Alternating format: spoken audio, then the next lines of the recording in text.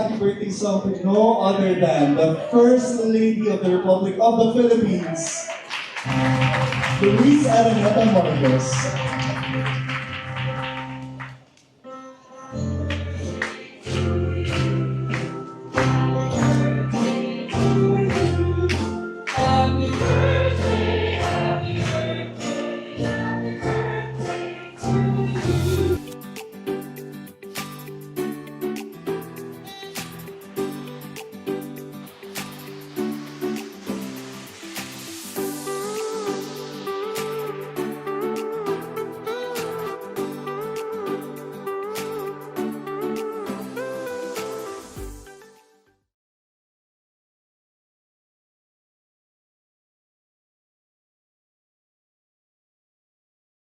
For the singing of the national anthem, and please remain standing for the invocation to be sung by FLP trustee and AIM professor Maria Teresa Det P. Manialac and FLP project director Jacob D. Barbosa with the FLP choir.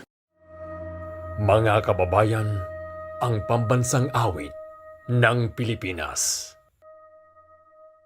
Bayang magiliw, perlas ng silanganan, hanap ng puso, sa dibdib mo'y buhay.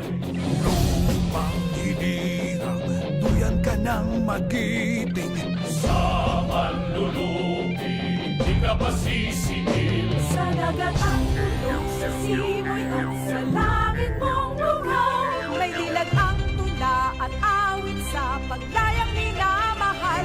Ang islap ng watawat mo'y tagumpay na nagdidingding. Ang bituin at araw niya kailan pa may di magdidiin. Sumanang araw na buwan, aking pagsimba. Buhay ay langit sa piling mo. Piling mo ang ligaya na may matamig. Ang mamatay ng dahil sa'yo.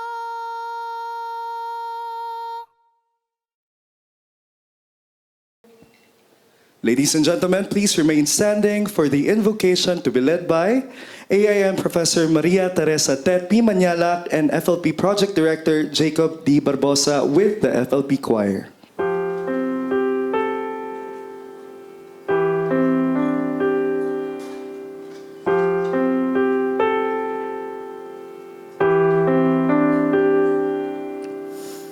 Il Signore mi rende uno strumento della vostra pace. Lord, make me an instrument of your peace. Dove c'è odio, lasciarlo seminare l'amore. Where there is hatred, let me sow love. Dove c'è ferita, perdono. Dove c'è dubbio, fede. Dove c'è ispirazione, sperare. Dove c'è leggerezza, illuminarsi. Dove c'è la tristezza,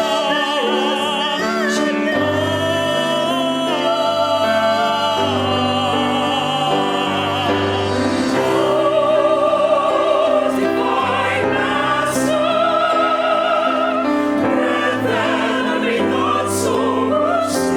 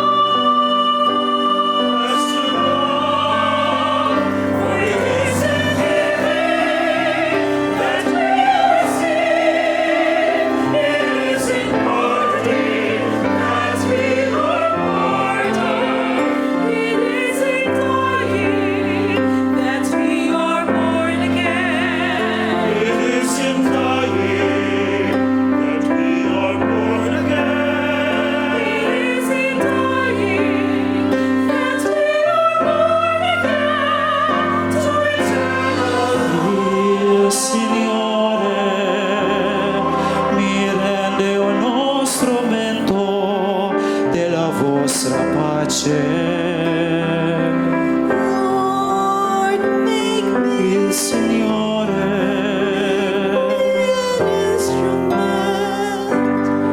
of your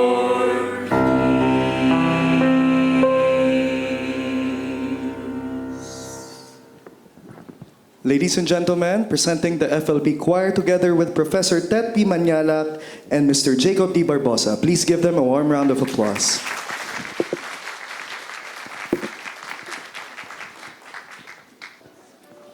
We hope that everybody feels ecstatic this afternoon as once again we convene for the FLP Awards Ceremony. Today is truly a momentous occasion as we once again give recognition to the brightest and most diligent students from all over the country, whose consistent dedication has allowed them not only to survive, but also to thrive academically despite the school challenges. In this event, we are elated to be joined by our distinguished guests as well as some of our school deans, professors, and colleagues. We would also like to welcome the family and friends of our awardees who are present tonight. Before anything else, allow us to introduce ourselves first. My co-host here is no other than Attorney Brian Kelvin V. Pineda, the incumbent chairperson for programs and events of the FLP Scholar Society. Thank you very much, Celine. And standing beside me is Attorney Micah Celine B. S. Carpio BB, a recipient of the FLP Legal Scholarship Award for the school year 2018 to 2019.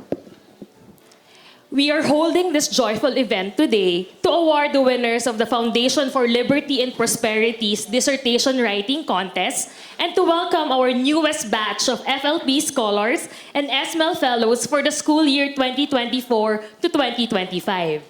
And now, ladies and gentlemen, please welcome to give us his opening remarks and introduction, former Governor of Bangko Sentral ng Pilipinas and the Vice Chairman of FLP, Governor Amando Tetanco Jr.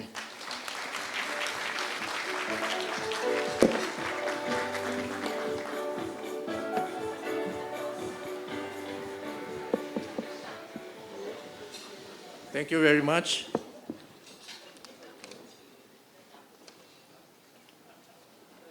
The Honorable First Lady, Madam LOUISE ARANETA Marcos, the Honorable Chief Justice Alexander Esmundo, our guest speaker, Mr. Fernando Zobel de Ayala, the Chairman of the Foundation for Liberty and Prosperity, retired Chief Justice Artemio Panganiban, the President of the Foundation, retired Supreme Court Justice Angelina Sandoval Gutierrez, members of the judiciary who are here present, our partners in the various programs of the Foundation, our friends and supporters from the academe, from business and government, my fellow trustees of the Foundation, parents, teachers, mentors, friends, and most especially our new scholars, fellows, and winners,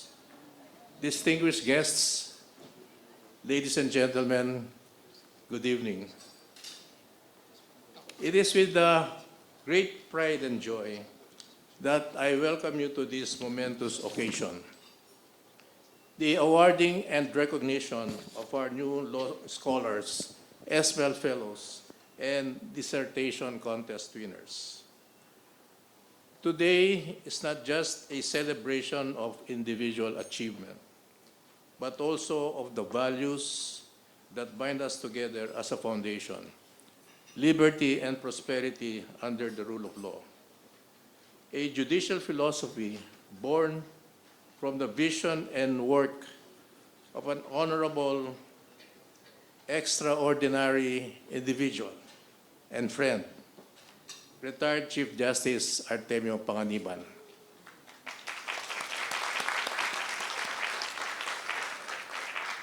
We gather not merely to hand out certificates or plaques, but to honor something far greater, the spark of potential within each and every one of our scholars, fellows, and winners. The Foundation's philosophy reminds us that liberty is not simply the absence of restraint. It is the presence of opportunity, the freedom to aspire, to forge our own path, and to build our future. But liberty on its own is fragile. It needs the steady foundation of the rule of law to safeguard it. And it needs prosperity to give it meaning in people's daily lives. Prosperity, in turn, is more than wealth. It's the ability to live with dignity, to create, to contribute, and to share in the fruits of progress. It grows best when rooted in justice, fairness, and respect for one another's rights.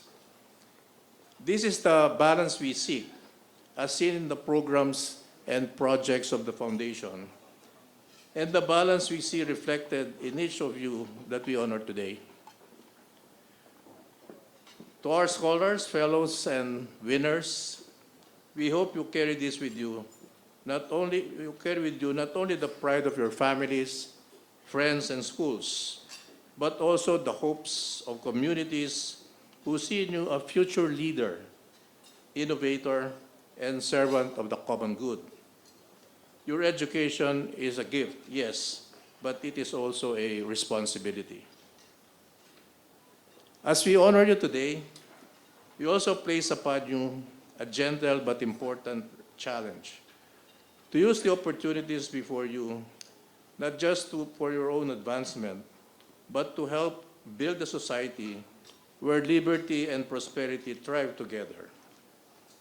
In doing so, you carry forward not just the vision of our Foundation, but also our shared mission as a growing community for the future. After this event, we hope you will show us that excellence is not a one-time achievement, but a way of life. Through discipline, integrity, and service, you can prove that liberty and prosperity are not abstract ideals. They are lived values that transform lives. To our partners, the Tan Yan Kee Foundation, the Ayala Corporation, the Metro Pacific Investments Corporation, and the Metro Bank Foundation, thank you. Thank you for your generosity, for your counsel, and for collaborating with us and believing in our mission, in our vision and programs. None of this would have been possible without your steadfast support and guidance. I'd also like to take this opportunity to recognize and thank my fellow trustees, directors, and staff of the Foundation, and the hardworking members of the boards of judges and screening committees for generously sharing their time and effort in choosing the most deserving scholars, fellows, and winners. Let's give them a big hand. Let us then celebrate with gratitude and hope the promise that each of our honorees represents. May this ceremony inspire us to continue working toward a nation where every person's dreams can take flight under the shelter of freedom, the guidance of law, and blessing of shared prosperity. Congratulations to all, and let us begin this meaningful celebration. Thank you very much. Thank you, Governor Tetanco Jr., for those inspiring words.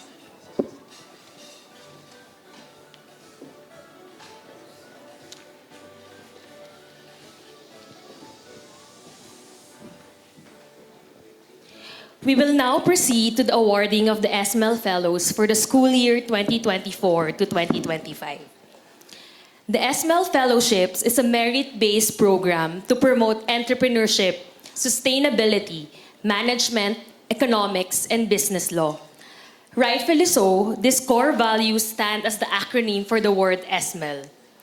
The SML Fellowship Program is funded by the Metro Pacific Investments Corporation through the Metro Pacific Foundation. SML Fellows were selected based on their business vision that can potentially contribute to the betterment of Philippine society and their oneness with FLP in promoting the prosperity side of its philosophy. Each of the SML Fellows will receive up to 500,000 pesos for tuition and stipend, a letter of award, and a certificate of recognition, plus a letter and special award from the First Lady. May we now ask our SML Fellows to please assemble at the side of the stage.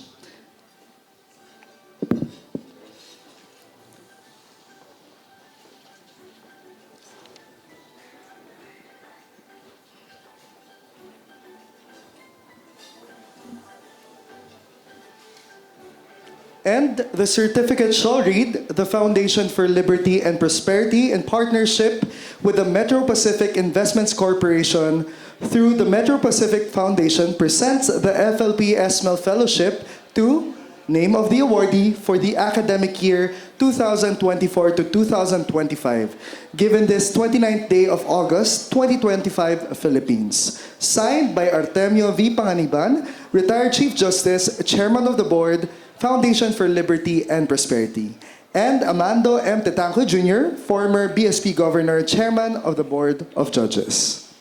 May we now call on stage the First Lady and the retired Chief Justice Panganiban for the handover of awards.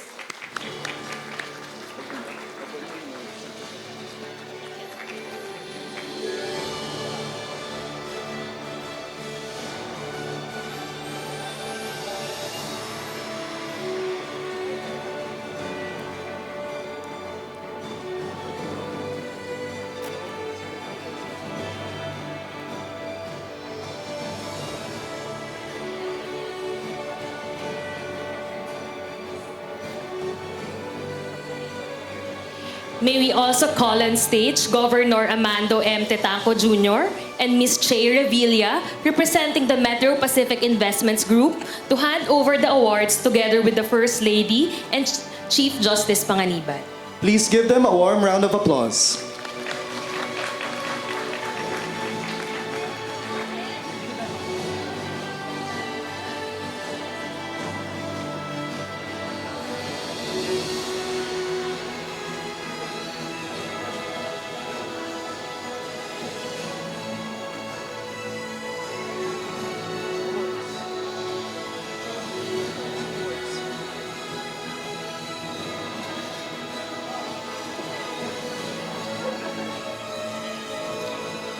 May we now present to you the FLP SML Fellows for school year 2024 to 2025.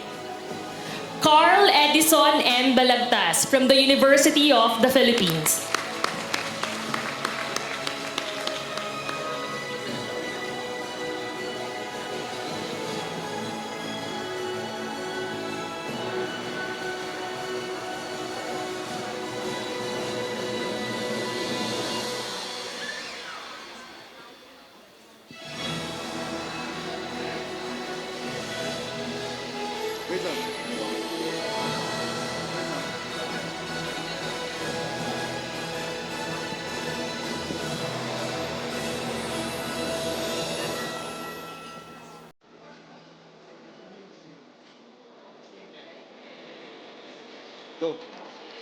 Angel Joy A. Domingo from the Ateneo de Manila University.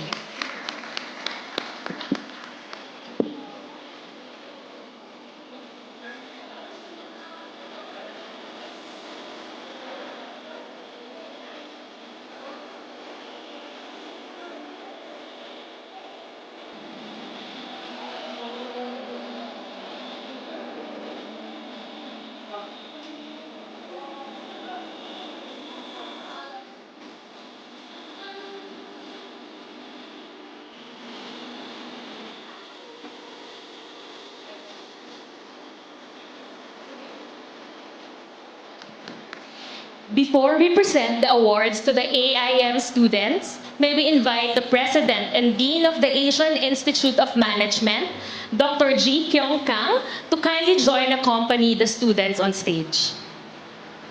Please give her a warm round of applause.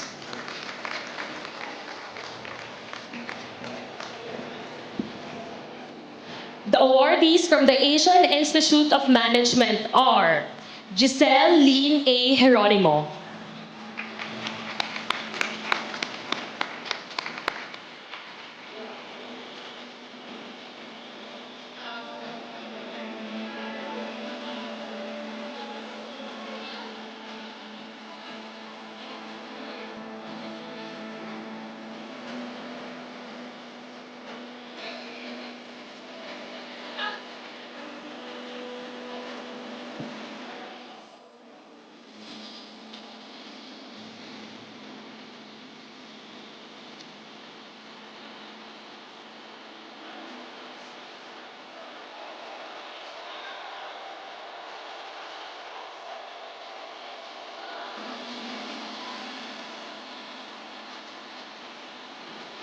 next is Zarina Gabrielle G. Santos,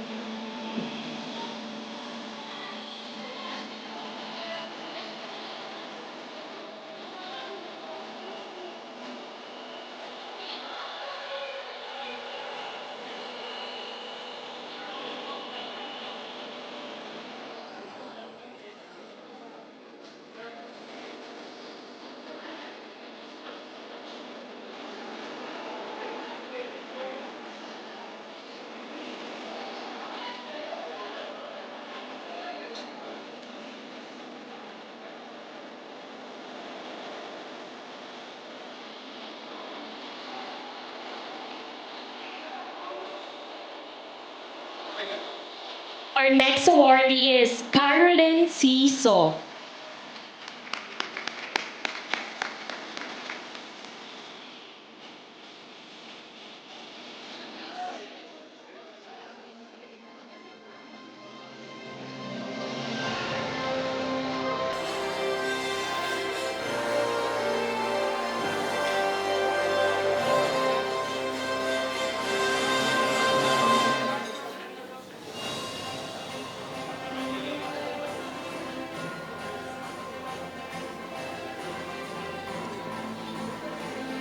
may we invite all the SML fellows to once again join us on stage for the group photo.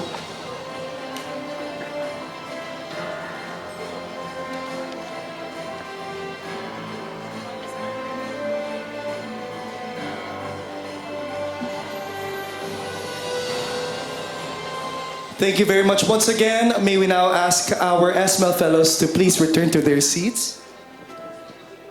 And we would also like to ask Ms. Giselle Lin Geronimo to please remain on stage.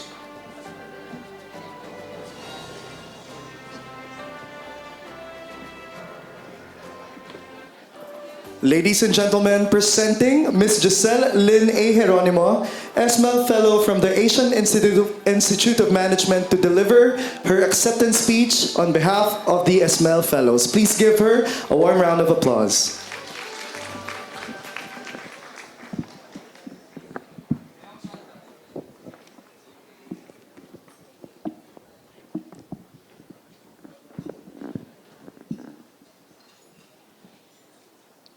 Esteemed guests, respectable and reputable country leaders, business icons and leaders, our respectable academicians, fellow awardees, family and friends, staffs and guests, good evening.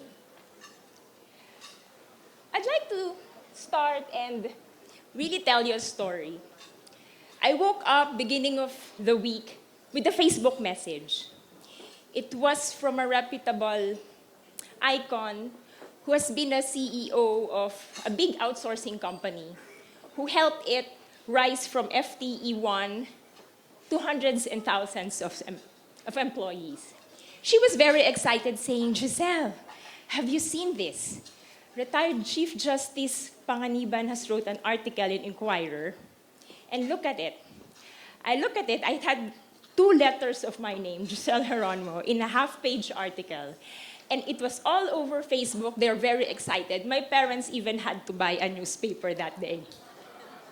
So looking at it, and then, of course, reading the article, which, by the way, was really inspiring and motivating, that this newfound knowledge doesn't only give us certain boundaries to move forward, but really a guide on how to thrive in our careers, in our advocacy for the nation. So this really inspired me to think through everything that's happening today. So that incident helped me really think, this is very enticing, not only for the prizes and the accolades and the nice dinner, but I really meant every single word I wrote in my SML paper.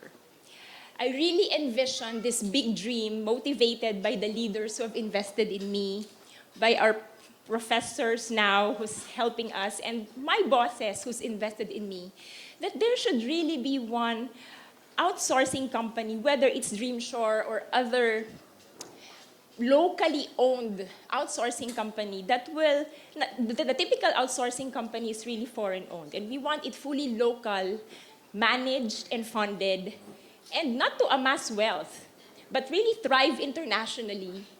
So we can distribute the profits not only to help with the infrastructure of the country, but also to help alleviate, if not eliminate, poverty, hunger, and illiteracy. As we move forward from now, I want to leave all of us the challenge. How do we pay it forward to people or institutions who cannot give us back anything in return? Let us all replace crab mentality with building each other up, jealousy with jubilee, competition and collaboration, and together we thrive nationally. Let us all shine and make each and every step better and more fun. Spread sunshine as we build business opportunities across. On behalf of this year's SML Fellow Awardees, maraming salamat po for this platform and program to help uplift the education and inspire local talents like us. It is our privilege to be associated to the SML FLP brand. Mabuhay po ang Pilipinas, Soli Deo Gloria.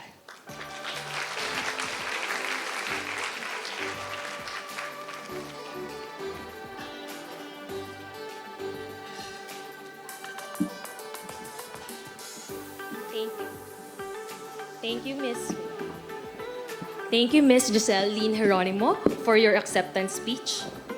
We would like to acknowledge the chair and members of the Board of Judges of the SML Fellows. May we kindly invite our judges to stand as we call your names and receive your stipends to be given by Mr. Miguel P. Sandejas.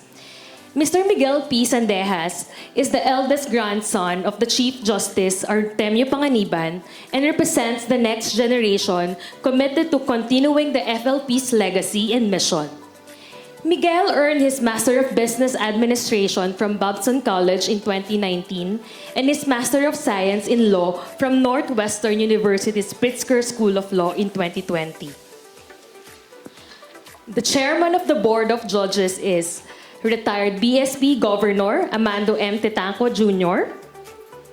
Please give him a warm round of applause. Mr. Miguel P. Sandejas will now hand over the stipends to our Board of Judges. The members are Ms. Che Cabal Revilla, CFO of the Metro Pacific Investments Corporation, Dr. Charo Santos Concho, Chief Content Officer of the ABS-CBN Corporation, Ms. Marilyn P. Yaptanco, President of the Baron Travel Corporation,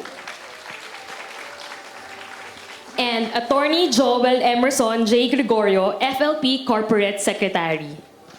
Ladies and gentlemen, once again, the SML Fellowship Program Board of Judges. Please give them a warm round of applause.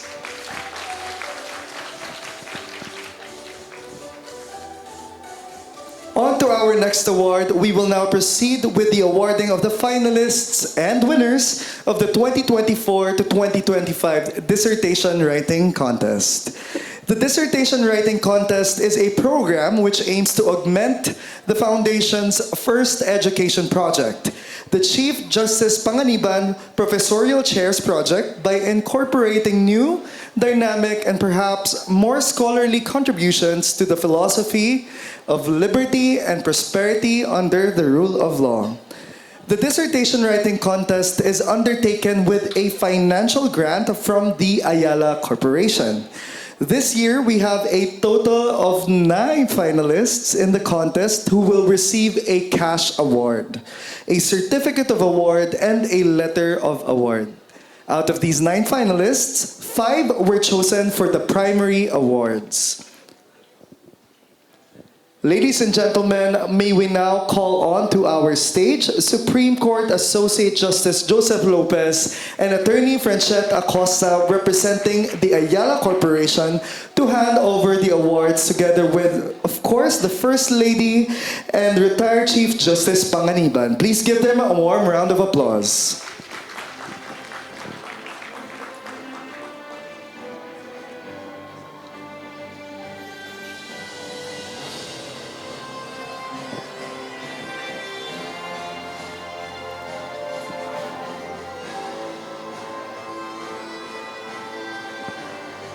Now, allow me to read to you what's written in the certificate. The Foundation for Liberty and Prosperity, in partnership with Ayala Corporation, awards to Name of Awardee, Finalists, 2024 to 2025 Dissertation Writing Contest for her or his outstanding work titled Title of Entry, given this 29th day of August, 2025, Philippines. Signed by Artemio V. Panganiban, retired Chief Justice, Chairman of the Board, Foundation for Liberty and Prosperity, and Associate Justice Joseph E. Lopez, Supreme Court Justice, Chairman of the Board of Judges. May we request that the finalists please remain on their tables, but please do stand as your names are called, to be recognized, of course, by Mr. Miguel P. Sandejas, who will be giving their awards. And now, may we present to you the finalists of the Dissertation Writing Contest, who will be receiving 20,000 pesos cash award, a certificate, and letter of award. Beginning with Gay Christine C. Lopez from the University of Santo Tomas. We also have Darren N. Zamudio from the Far Eastern University. Jose Javier G. Vilches from the University of the Philippines. Susana Ruth A. Gruyal from the University of the Philippines, who is currently not here at the moment, but would like to acknowledge her regardless. Ladies and gentlemen, the finalists of the Dissertation Writing Contest, please give them a warm round of applause. Now, we will award our third, second, and first place winners. The plaque reads, the Foundation for Liberty and Prosperity, in partnership with Ayala Corporation, awards to the name of awardee, rank 2024 to 2025 Dissertation Writing Contest for her or his outstanding work titled Title of Entry. Given this 29th day of August, 2025, Philippines. Signed by Artemio V. Panganiban, retired Chief Justice, Chairman of the Board, Foundation for Liberty and Prosperity, and Supreme Court Associate Justice Joseph E. Lopez, Chairman of the Board of Judges. And also, the thesis advisors of these 5 finalists who won the primary awards will also receive cash awards.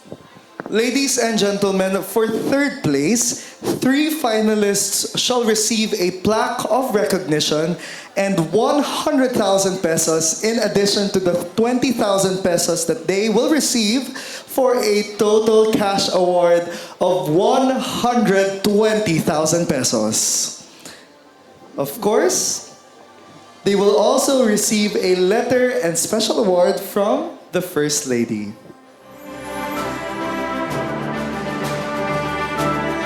Lastly, their respective thesis advisors shall receive 50,000 pesos.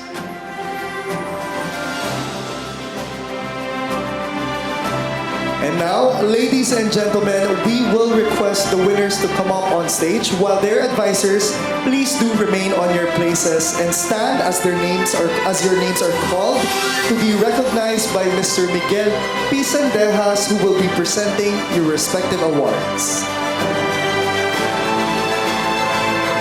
May we now present to you the third place winners of the dissertation writing contest. Shaira Faye Elfera from the De La Salle Lipa. Ladies and gentlemen, please give her a warm round of applause. Her advisor, Attorney Gerald Borusuelio.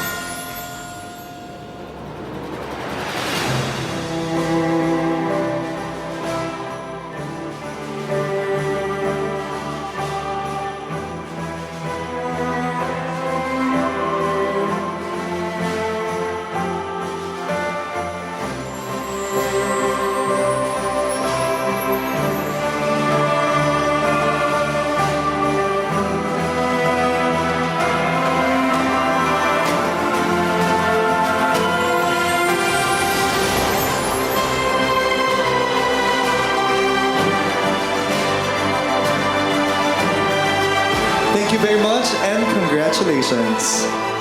Up next, Jadel K. B. Hines from the Ateneo de Manila University. Advisor, Attorney Cyril Del Callar.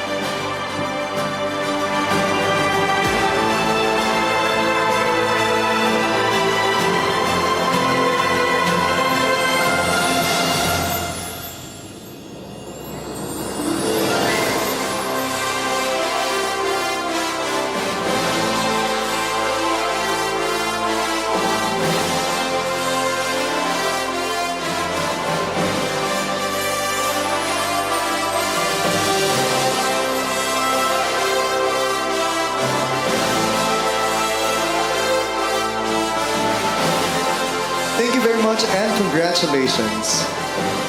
And Maria Christine Gian Di Kilalo from the Ateneo de Manila University. Advisor, Attorney Gregorio Rafael P. Bueta.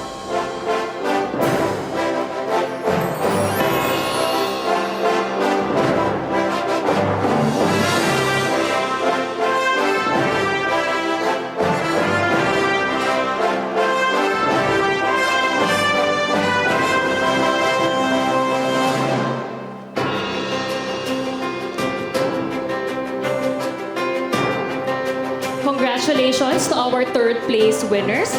Up next is our second place winner, who will receive a plaque of recognition and 200,000 pesos in addition to the 20,000 pesos she received as finalist, for a total cash award of 220,000 pesos. Plus, she will also receive a letter and special award from the First Lady.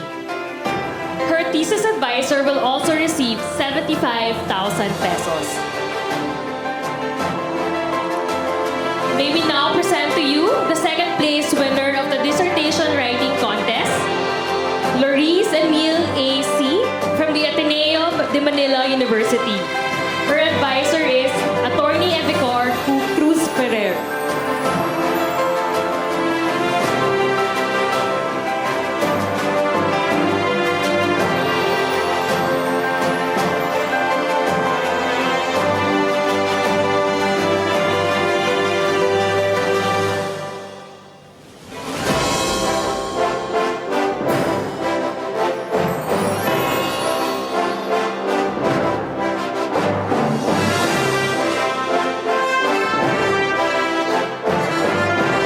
Ladies and gentlemen, please join me in congratulating our first place winner. Let's give a big round of applause to Miss Isabel Beatriz Hines from the Ateneo de Manila University, who will receive a plaque of recognition and 300,000 pesos applause in addition to the 20,000 pesos she will receive as finalists for a total cash award of 320,000 pesos. Plus, a letter and special award from the First Lady. Her thesis advisor, no other than Dean Sefri Candelaria, shall also receive 100,000 pesos.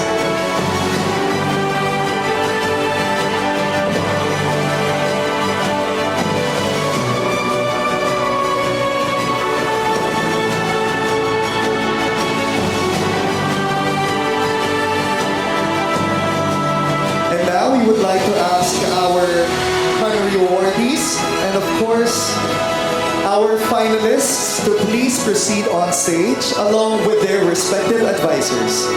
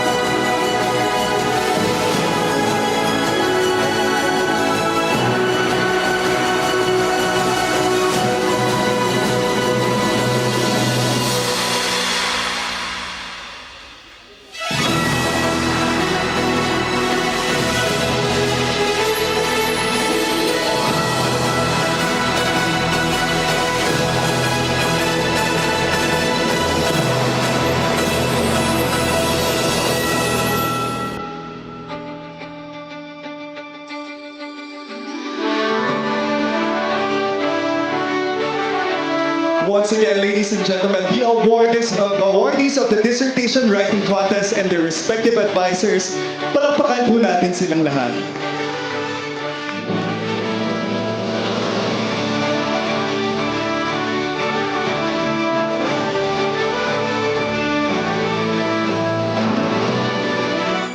To our finalists, we'd like to ask you to please return to your seats, and we'd like to ask our first place winner, Ms. Isabel Beatriz Hines from the Ateneo de Manila University.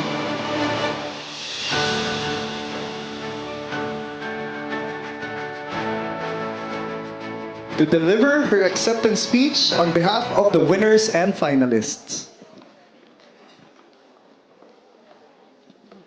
Good evening, everyone. At its heart, this award is not just about scholarship. It's about a celebration of vision, conviction, and the enduring belief that the law must always serve something greater than itself. It is with deep gratitude and humility that I accept this award on behalf of this year's FLP Dissertation Writing Contest winners and finalists. On behalf of all of us, I extend heartfelt thanks to the Foundation for Liberty and Prosperity, the honorable members of the judiciary, the FLP Board of Trustees, the distinguished Board of Judges, and our FLP Chairman, retired Chief Justice Artemio V. Panganiban. Thank you for creating this space where young scholars are not only encouraged to study the law, but to imagine what it can become, a true force for liberty, prosperity, and the common good. Each of us who submitted to this contest did so with a shared belief that the law must never be stagnant, that it must respond, rise, and evolve to meet the urgent realities of our time. As for me, I wrote about the need to secure maritime rights in the face of climate change. As a citizen of a coastal and archipelagic nation, I believe that the Philippines has both a stake and a voice in shaping this global conversation. International law must not remain silent while the seas rise. Instead, it must rise to meet the challenge, lifting with it the dignity, security, and hopes of nations determined not just to survive, but to thrive with justice. This recognition is also a tribute to the people and the communities who lifted us up along the way. Our families and loved ones who believed in us even when we could not. Our professors and mentors who taught us that the law must always serve the common good. And our schools, like my alma mater, the Ateneo de Manila University School of Law, which instilled in us the values of integrity, excellence, and service. To my fellow winners, congratulations. May we carry this honor with grace and quiet determination. And may we always use our words and knowledge to build a future marked not just by progress, but by purpose. Together, may we continue to rise above every tide, with purpose, with strength, and with hope. Thank you and have a pleasant evening.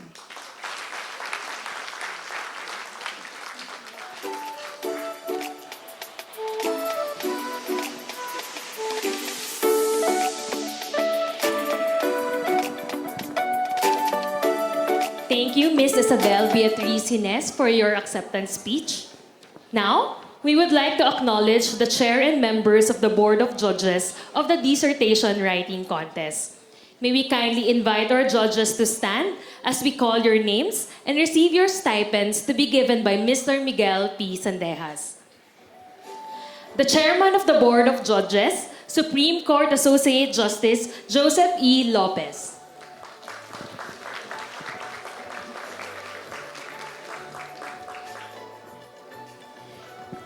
The members of the board are Associate Justice Marian Ivy Reyes Fajardo of the Court of Tax Appeals,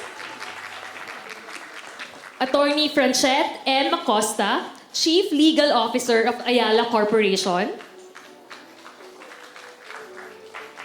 Dean Ana Maria D. Abad of Philippine Association of Law Schools, and again, Attorney Joel Emerson J. Gregorio, FLP Corporate Secretary. Once again, thank you very much and congratulations to the winners of the dissertation writing contests, and thank you very much to the Board of Judges. Ladies and gentlemen, we will now proceed with the awarding of scholarship grants and certificates of award for the FLP Legal Scholarship Program for academic year 2024 to 2025. The FLP Legal Scholarship Program is funded by the Tan Yan Kee Foundation. For the school year 2024 to 2025, 20 awardees were selected based on academic merit and their ability to propagate and espouse the FLP's philosophy of liberty and prosperity under the rule of law. Each of the scholars shall receive a maximum of 250,000 pesos, a certificate of scholarship, and a letter of award. Allow me to read the certificate of award first. The Foundation for Liberty and Prosperity, in partnership with Tan Yan Kee Foundation, presents the FLP Scholarship Award to name of awardee for the academic year 2024 to 2025, given this 29th day of August, 2025, Philippines. Signed by Artemio V. Panganiban, retired Chief Justice, Chairman of the Board, Foundation for Liberty and Prosperity, and Alexander G. Gesmundo, Chief Justice, Chairman of the Board of Judges. May we now call on stage Chief Justice Alexander Gesmundo and Ms. Valerie Ann Tan, Corporate Communications Officer of the Tan Yan Kee Foundation, to hand over the awards together with the First Lady and retired Chief Justice Panganiban. Please give them a warm round of applause.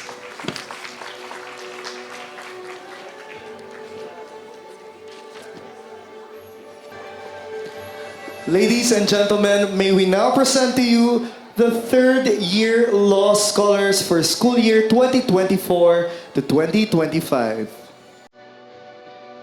Althea Marie A. Asitre.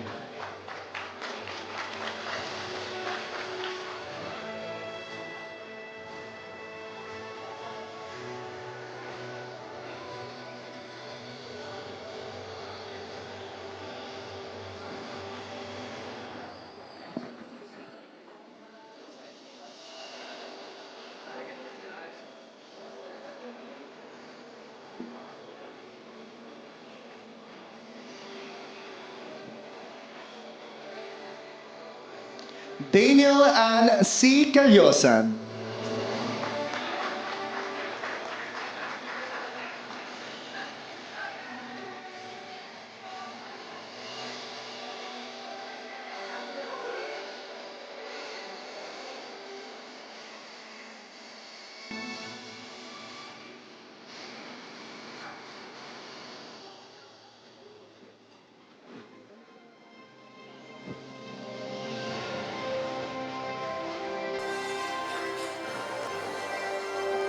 Kim Daniel Ra M. Humarang.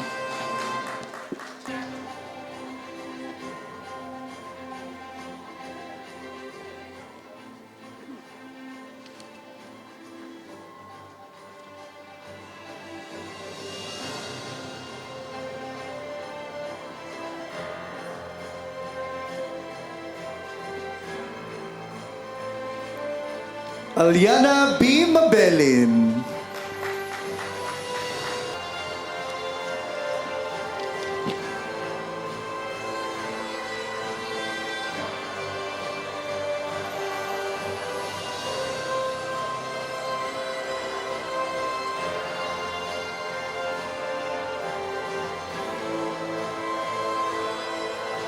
Leah Carey L. Manalo.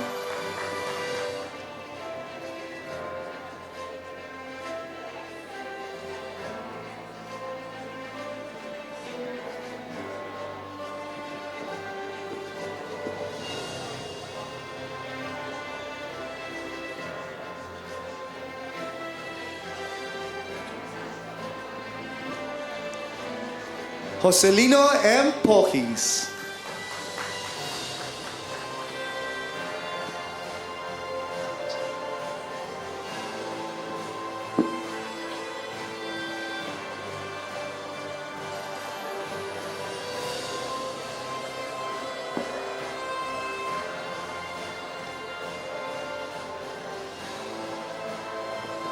Micah G. Reambonanza.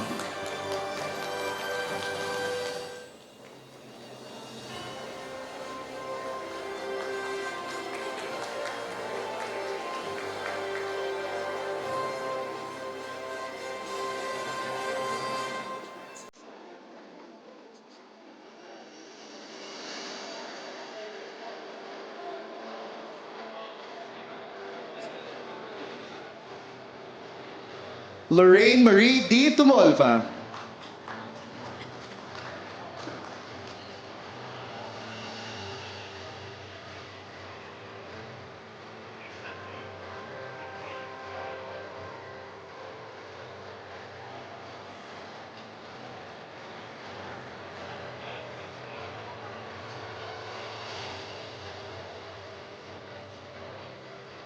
Brian Bry Joseph M. Onabia.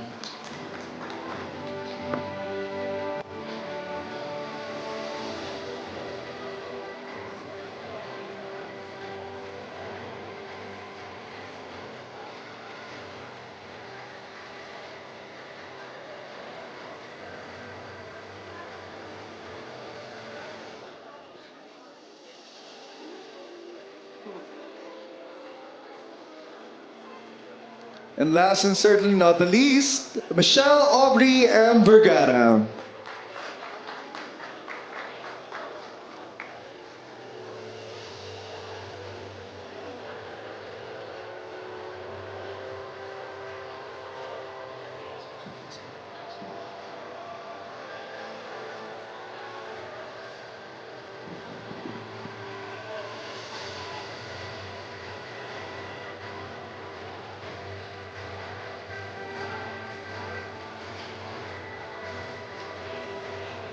Congratulations to all our third-year law scholars.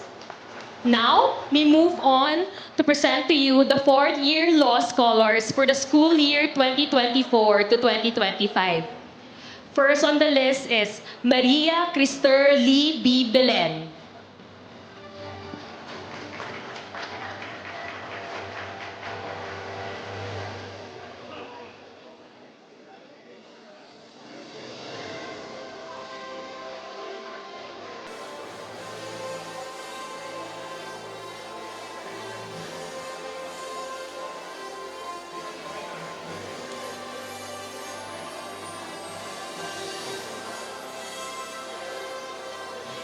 Next is Kirsten Kyle P. Despi.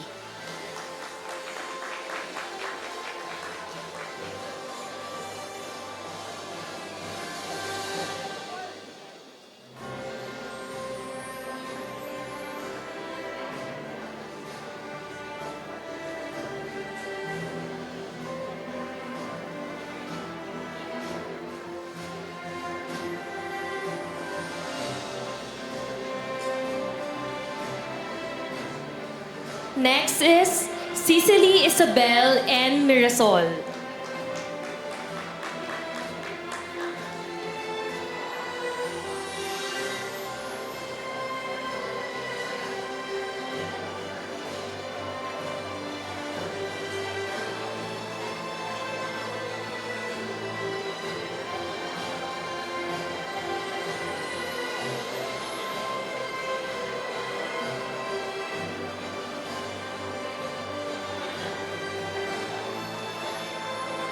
Our next awardee is Jason O. Orahay.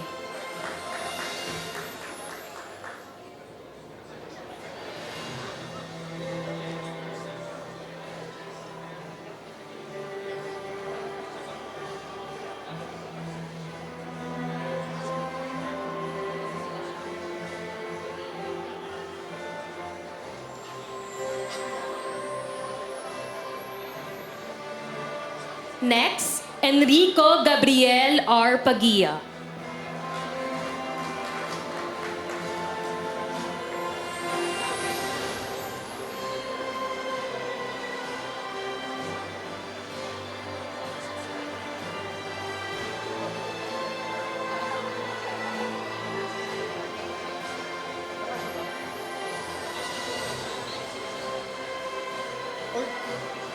Next, Ricardo Anton C. Sobreviñas.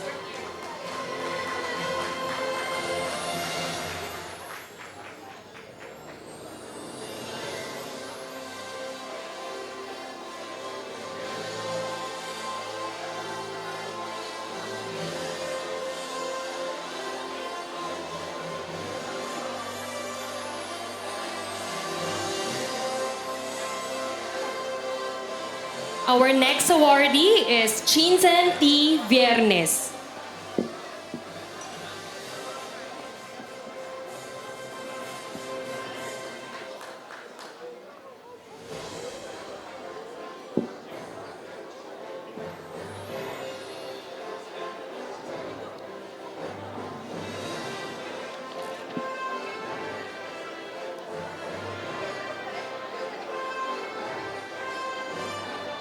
Last but not the least, Ignacio Lorenzo D.C. Villarreal.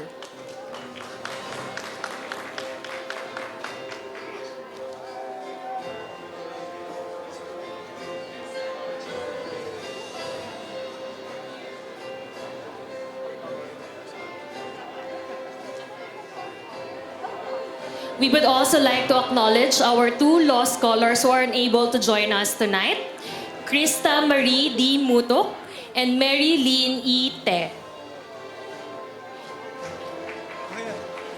May we now invite all the legal scholars to once again join us on stage for a group photo. Ladies and gentlemen, once again, our legal scholars, please give them a warm round of applause. And to our legal scholars, you may now return to your seats. However, Mr. Ignacio Lorenzo Villarreal, please do remain on stage.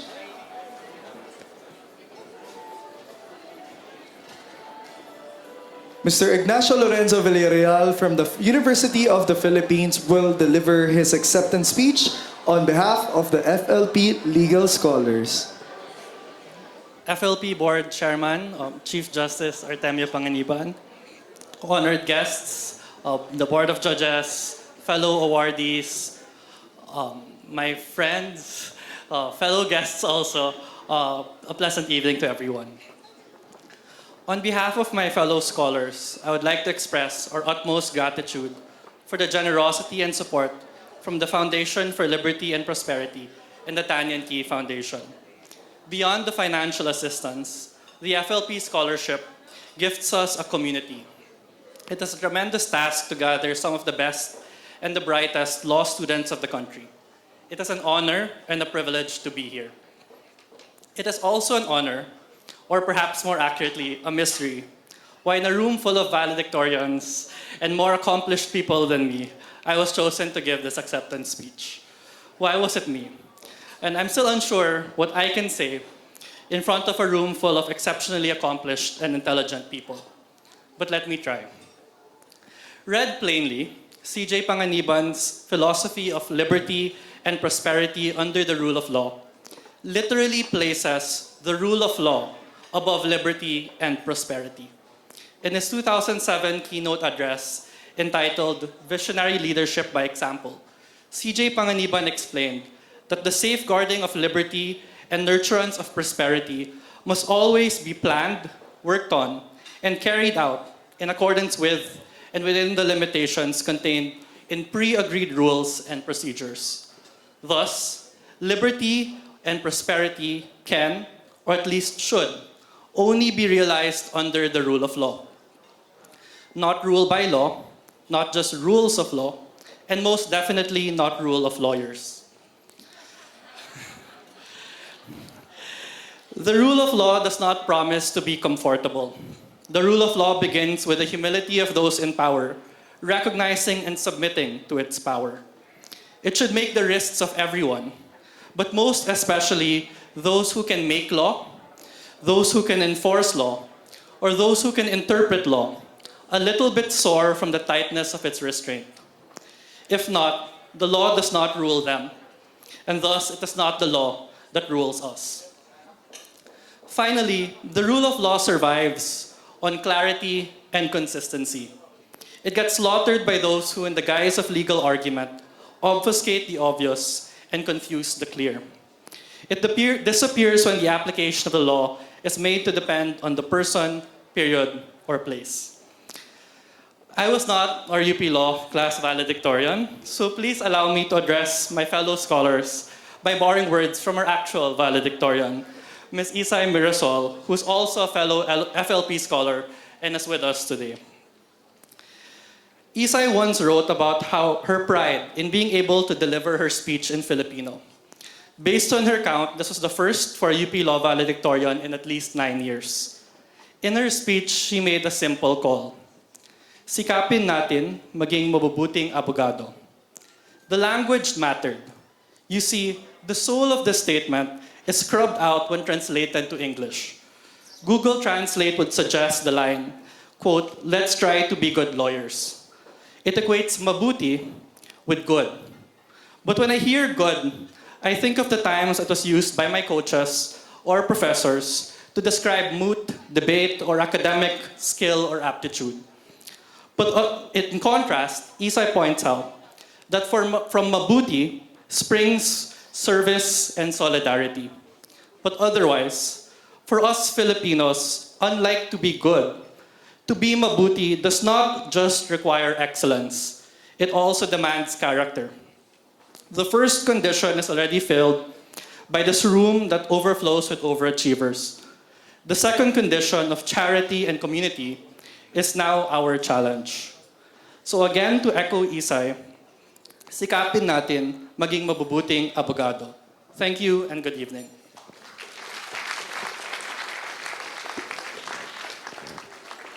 Thank you very much, Mr. Villarreal, for your heartwarming speech. And once again, congratulations to our new FLP legal scholars. Please give them a warm round of applause. And to our barristers, good luck on the upcoming bar examinations. We would also like to acknowledge the chair and members of the Board of Judges of the Legal Scholarship. May we kindly invite our judges to please stand as we call your names and receive your stipends to be given by Mr. Miguel P. Sandejas. Ladies and gentlemen, presenting the Board of Judges of the Legal Scholarship Program, chaired by Chief Justice Alexander G. Gesmundo.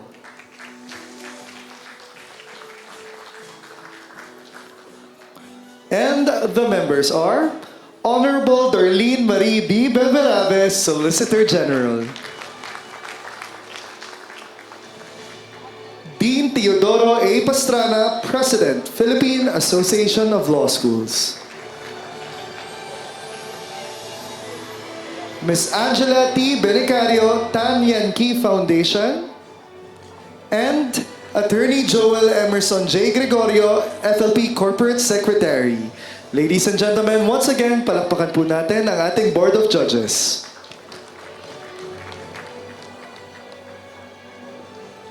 At this point, May we please invite the FLP Board of Trustees and members of the Board of Judges to please stand up and kindly come up on stage for the crowd photo.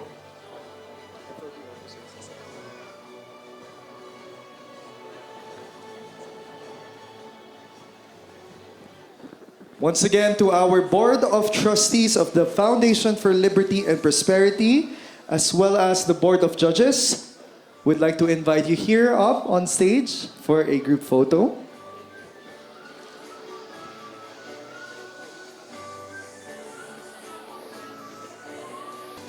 Ladies and gentlemen, we'd like to acknowledge the presence of Mr. Lucio Tan, the third President of the Philippine Airlines. Please give him a warm round of applause.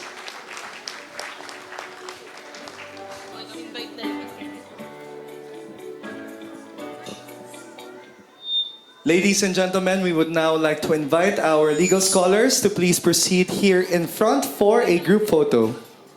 May we please invite also the new SMEL Fellows, dissertation finalists and advisors, distinguished guests, FLP officers, to please be in the front of the stage for a big group photo. We are honored to present the FLP Choir, which is composed of singers from 4 of the country's finest and world-renowned choral groups. So ladies and gentlemen, please welcome the FLP Choir!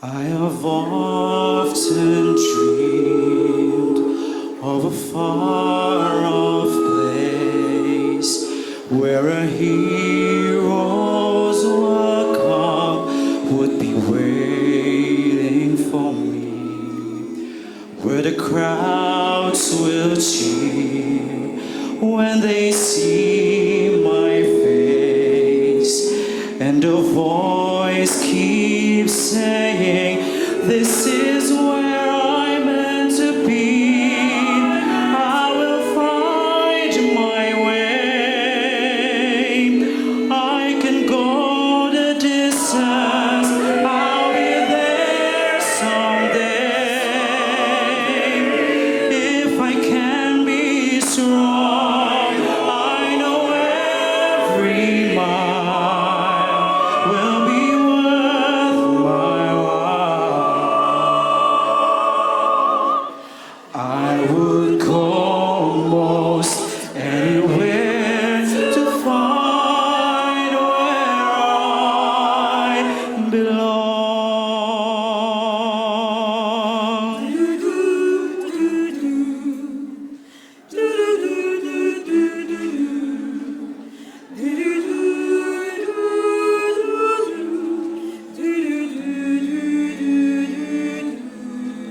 Sé que estás ahí, que te encontraré,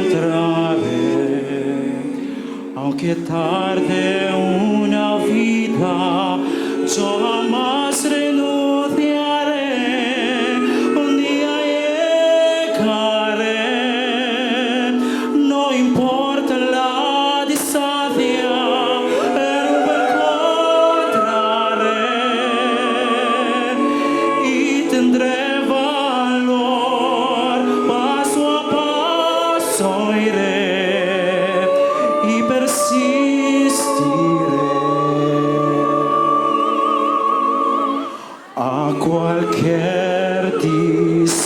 gracia, el amor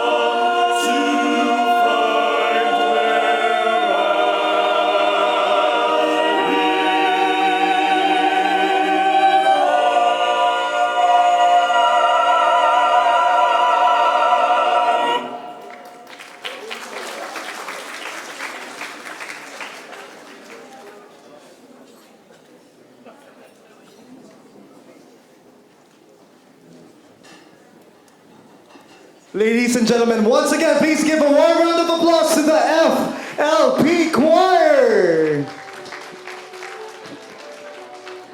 And at this point, ladies and gentlemen, to truly memorialize this event, we would like to have another round of group photo with our legal scholars. But of course, we'd like to call on stage our FLP's very own Chief Justice Panganiban. We'd also like to invite once more the First Lady and the Board of Judges of the Legal Scholarship Program, chaired by Chief Justice Alexander G. Gesmundo, and its members, Solicitor General Honorable Darlene Berberabe, Dean Teodoro Pastrana. We'd also like to call here on stage Mr. Lucio Tan III, Attorney Joel Emerson J. Gregorio,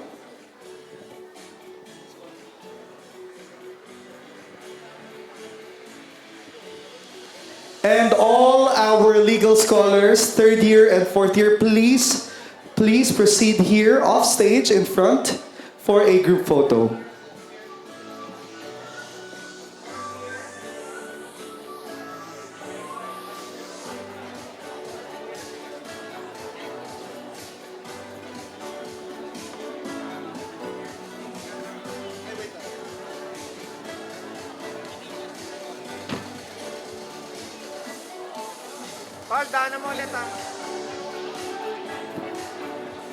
May we call on the retired Honorable Senior Associate Justice Estela M. Perlas Bernabe to introduce our guest speaker. Good evening, everyone. Tonight, I have the privilege of introducing a man whose name is synonymous with Philippine business excellence. Truly, when one hears the name Ayala, what comes to mind is not only prestige, but also quality and innovation. While this may be the second time I'm meeting him in person, as I am sure most Filipinos do too, have always felt his presence. Whether in real estate, environment, telecommunications, banking, finance, or infrastructure, his contributions, both as a businessman and a philanthropist, have become so apparent, so much so that his influence has permeated into the everyday life of the Filipinos. As most of you may already know, Mr. ZOBEL de Ayala is a proud graduate of two of the most renowned institutions in the world, Harvard and INSEAD in France. During his tenure as President and CEO of Ayala Corporation, he steered one of the country's most enduring business groups into bold new frontiers, from renewable energy and healthcare to digital infrastructure. These are not just corporate milestones, but are, at its core, nation-building efforts that are carried out with a noble purpose. No wonder he is a recipient of countless awards, including being named Management Man of the Year by the Management Association of the Philippines in 2018 and one of Asia's most influential Philippines in 2021. His service, however, goes beyond the boardroom. He was also conferred the Pro Ecclesia et Pontifice, which is one of the highest honors that the Pope can grant to lay people, for his invaluable contributions and outstanding service as key figure behind the success of the programs and activities of Caritas Manila. But beyond the accolades, what makes him even more inspiring and all the more interesting is the personal side of Mr. ZOBEL de Ayala. He is a man who can truly do it all, competing in local and international triathlons, thus a real sportsman, balancing the rigors of leadership while being a devoted family man, and yes, even a dog lover, as he in fact is an advocate of the Philippine Animal Welfare Society, which has heralded adoption efforts of stray animals all over the country. On that note, I feel a small personal connection as I too am a lover of dogs. So yes, while I may only be meeting him just a few times, I feel like I already know him. Because when someone has helped shape the way we live, work, and connect, you realize that Fernando ZOBEL de Ayala isn't just a titan of industry. He is also a steward of progress, a man of service, and an embodiment of what this foundation stands for, that liberty must be paired with prosperity, and that prosperity must serve the greater good. Ladies and gentlemen, it is my great honor and genuine pleasure to welcome our keynote speaker, the one and only Mr. Fernando ZOBEL de Ayala.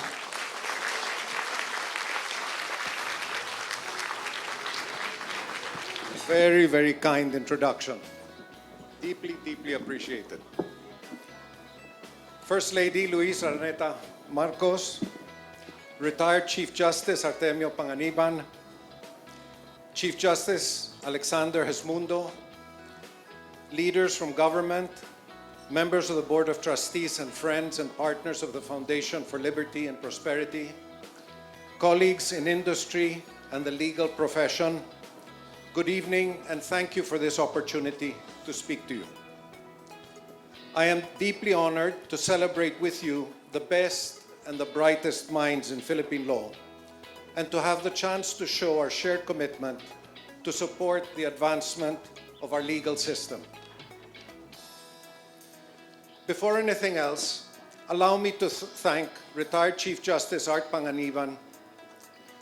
Chief Justice Panganiban is a valued friend and partner of the Ayala Group, and as we all know, remains among the country's eminent legal luminaries. We at Ayala are fortunate to have had him as a long-time director at the Bank of the Philippine Islands. His principle on ensuring that businesses create benefits for all within a legal framework of fairness continues to be a key operating principle across all our companies. Ayala remains a proud supporter of the Foundation for Liberty and Prosperity. Our continued support for your dissertation writing contest is an affirmation of our belief in the importance of legal scholarship. We support meaningfully critiquing and ultimately closing the gaps that exist in our laws and in developing up-and-coming lawyers who will one day shape the country's legal landscape. We share everyone's belief that liberty and prosperity are twin principles that go hand in hand. One cannot exist without the other. People can only realize their full potential when they are free to make informed choices that improve their lives without hindrances. This means that our people should live with dignity in a safe environment with food on the table, a roof over their heads, gainful employment, and the ability to freely express themselves.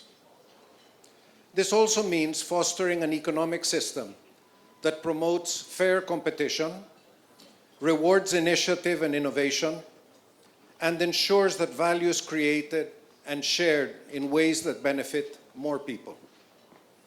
Along these lines, the Foundation for Liberty and Prosperity continues to make tremendous contributions to institutionalize retired Chief Justice Panganiban's philosophy of liberty and prosperity under the rule of law.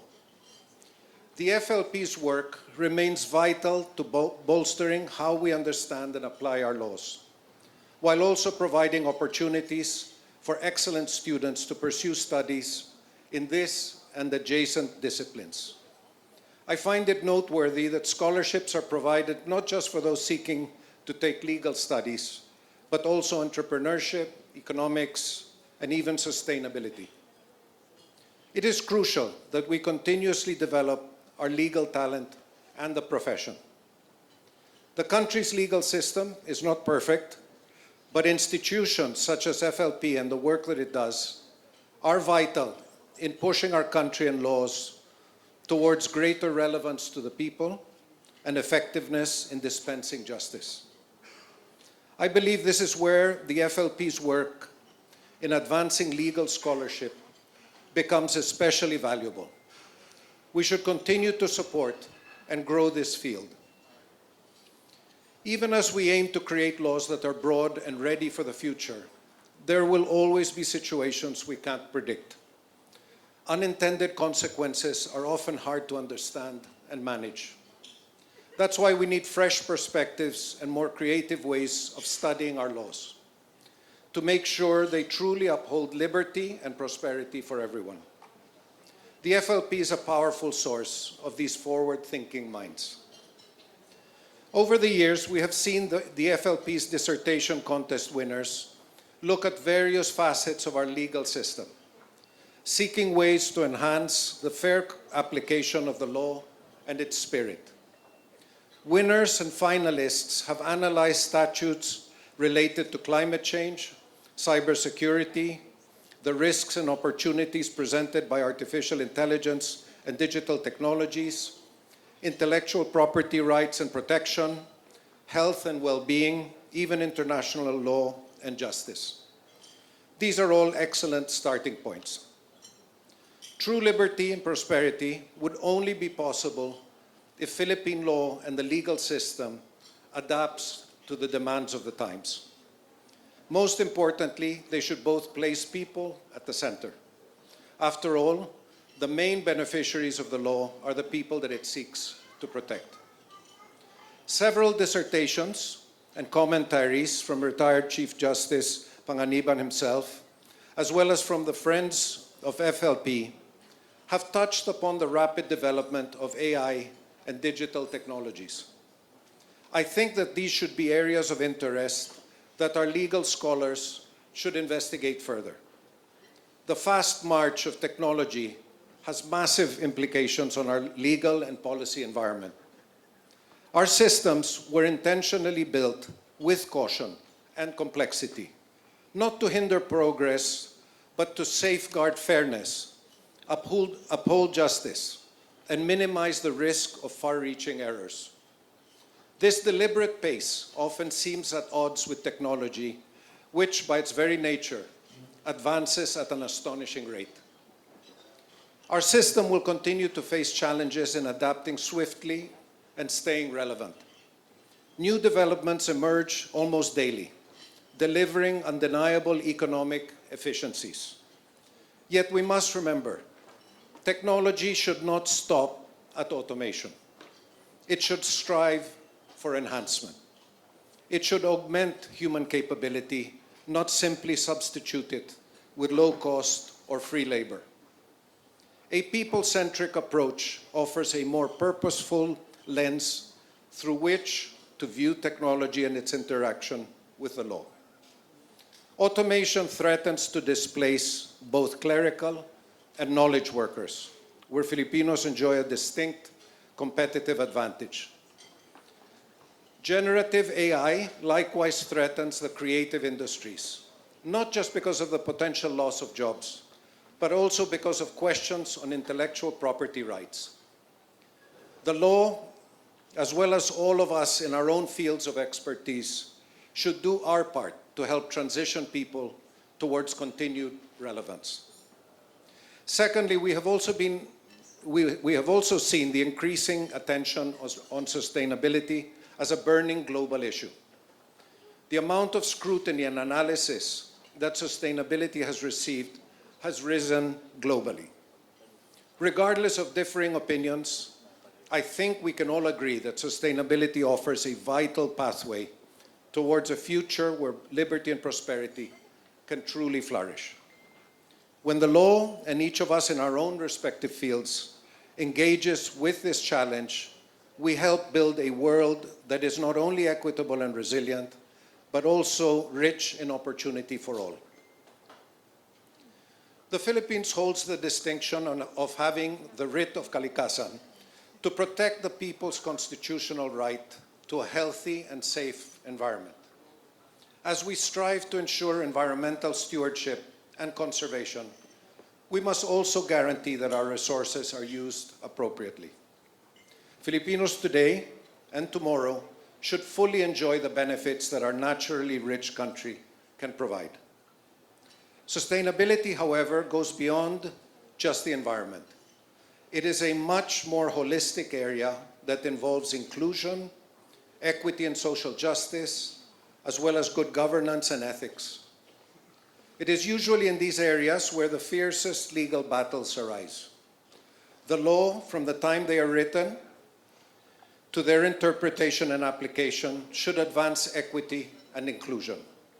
All people, regardless of their background, should have a fair chance to realize their full potential. To close, we live in highly complex times. Tonight, we recognize the very best and brightest pieces of legal research and are sending off a fresh batch of scholars to build their expertise in their respective fields. To all our awardees, it is our collective hope that you will continue to place people at the heart of everything that you do.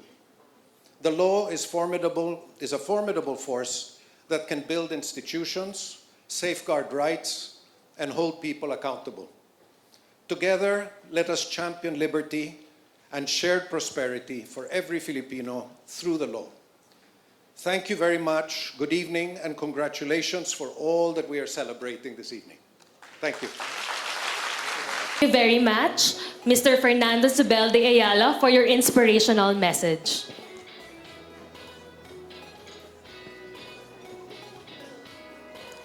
At this point, we will proceed to the oath-taking for the membership in the FLP Scholar Society, to be led by Attorney Arvin Paulo Cortez, FLP Trustee and FLP Scholar Society Past President, Attorney Mar Luis Villanueva, current President of the FLP Scholar Society, Attorney Maria Loveline Joyce Quebrar, FLP Scholar and Top 6 Bar Exam Placer of the 2024 Bar Examinations, and last but not the least, Attorney Kyle Christian Tutor, FLP Scholar and the Top 1 Bar Exam Top Notcher of the 2024 Bar Examinations.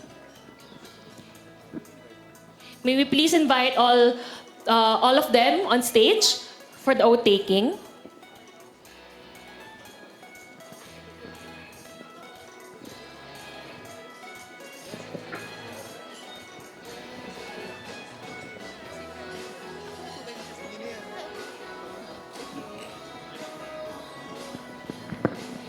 May I request all our scholars and awardees to please rise.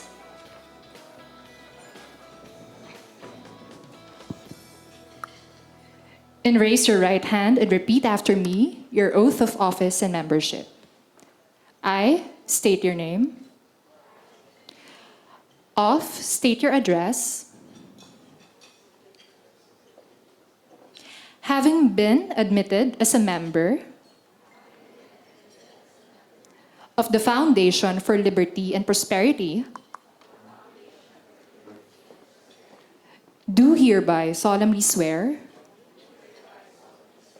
that I will support, protect, and defend the Constitution and bylaws of the Foundation for Liberty and Prosperity Scholar Society.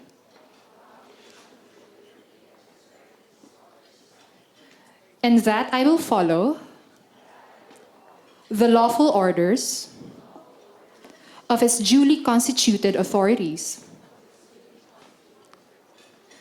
that I will faithfully discharge to the best of my abilities the duties and responsibilities imposed upon me as a member of this society, and that I will promote the philosophy of liberty and prosperity under the rule of law in my academic and professional pursuits. And I impose upon myself these obligations voluntarily, without any mental reservation or purpose of evasion. So help me God. Congratulations, everyone. Thank you very much, Attorney Love Quebrar, Attorney Marlouis, and Attorney Arvin. And now, ladies and gentlemen, it is my distinct honor to invite an indefatigable spirit, none other than FLP's esteemed chairman, retired Chief Justice Artemio V. Panganiban.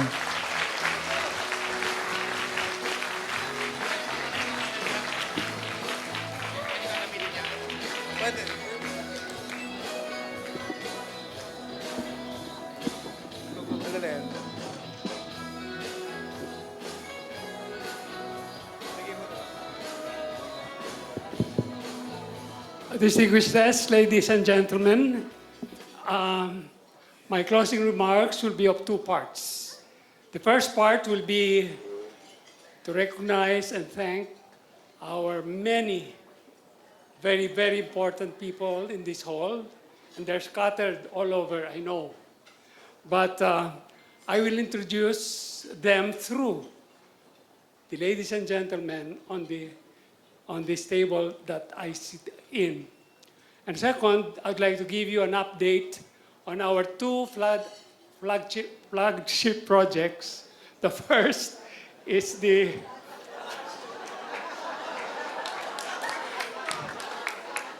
kinakabahan ako, nandiyan si First Lady eh.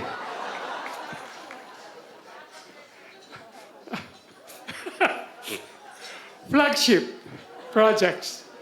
The futuristic Museum for Liberty and Prosperity and the pro-poor, pro-private initiative Fund for Liberty and Prosperity.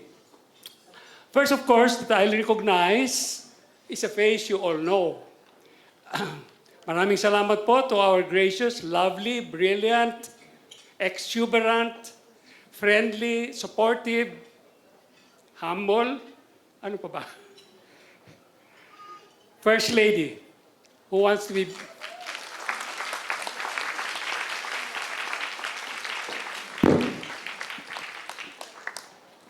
of course, her birthday fell on August 21. We celebrated by standing and greeting her happy birthday and with a bouquet of tulips. Flown in from you know where. And with a double layer cake that will be served to everybody. Si Justice Ivy, papalakpak. Do you know that our First Lady is also a super lawyer and a beloved law professor. She headed a big law firm which she dissolved upon the election of President Bongbong Marcos. So it will not be suspected of undue influence. Occasionally, however, our First Lady could be naughty and playful. During the reception held for her small circle of friends, whom she invites to attend during her first Friday Lindenberg musicals at the Palace, well, on August 21, which was the first Friday of August, she drew her face close to me and said, "Come, come, come. I know your secret." That's what she told me. "I know your secret. You just came from Germany. Look at your face. Handsome and smooth." I was just quoting her, not from me. Well, I said, "Now you know my secret." And then she drew closer and said, "I also have a secret." You know what the secret of our First Lady is? You want to know?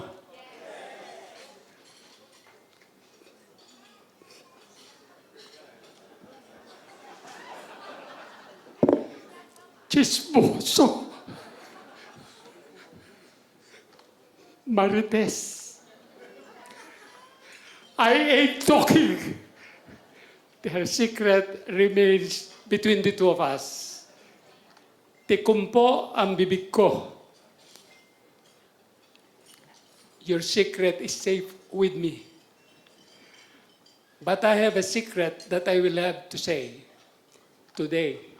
You know, the scholars, the winners, and the fellows receive 4 things on the stage. First, they received a certificate from me. Second, they received a letter from the chairman of the Board of Judges saying that they indeed have been selected by the Board of Judges. The third is a check from the sponsors, our co-partners. Like in the SMEL, it's a 500,000 peso check. And the fourth is an envelope. Look, winners, awardees, keep that very well because it has 100 blue bills. Alam nyo, tataka kayo. Ano 100 blue bills? Hindi nila alam. Basta itago nyo. Pag nawala yan, hindi na mapapalitan. Yung mga cheque, pwedeng palitan. Anyway,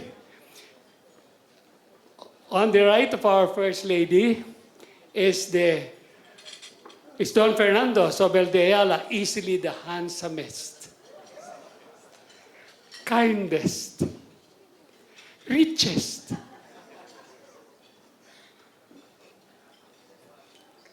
and sexiest middle-aged gentleman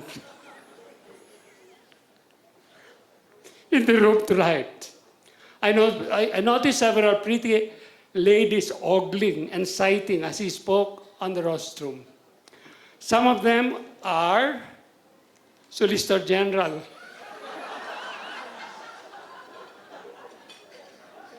Lelen Berberabe, who herself is a much sought-after bachelorette.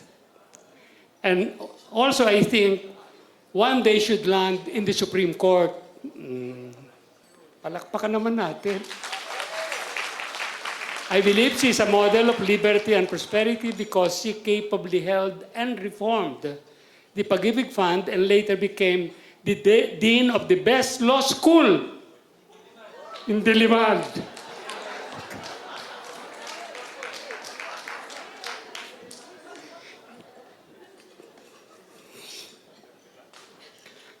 Then there is Shea Cabal Revilla, the beauty and brain behind and multitasker boss of Metro Pacific Investments Corporation, happily doubling as my one and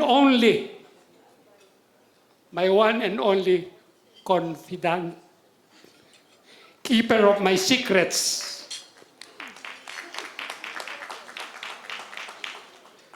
And then there's Dr. Jikyong Kang, eyeing also Don Fernando, the lovely president and dean of the Asian Institute of Management, a never been married lady who loves her singlehood but may be invited for candlelight dinners for strictly business reasons. Then there's Justice Ivy Fajardo Reyes, the young, talented, and charming member of the Court of Tax Appeals. I was always of the impression that she had the eyes only on me. Hindi pala. And then there is Dr. Charo Santos Concio, who from today on will probably forget her much publicized girlish crush on the hero of Chloe. You know what Chloe is? Crash landing on you. And will probably replace the pictures, masks, and souvenirs of Hyun Bin in her closet with those of Don Fernando's. Also smiling admirably at our guest speaker is the beautiful heiress, Judith Duavit Vasquez.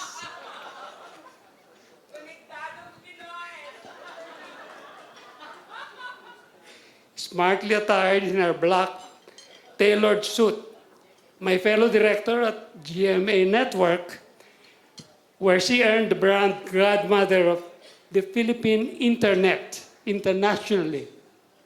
Godmother, Chief. I'm no grandmother. Godmother. As the first Asian lady member to be elected as an independent director of the Internet Corporation for Assigned Names, or ICANN. And there's the awesome dermatologist from Forbes Park, Dr. Mulin del Rosario, eyeing at the clean Castilian cheeks and nose of Don Fernando. There's Mulin. Is Consul General Fortune still here? No more? I saw her eyeing also Consul General Fortune Ledesma, certified bachelor also, fixing her gaze on our guest speaker, but unfortunately had to leave for another appointment. I also noticed my rather shy cousin, Evelyn Camus Alcantara, a binibining Filipinas forever beauty queen, runner-up in the Miss International pageant held at the Long Beach, California, ogling secretly at Don Fernando.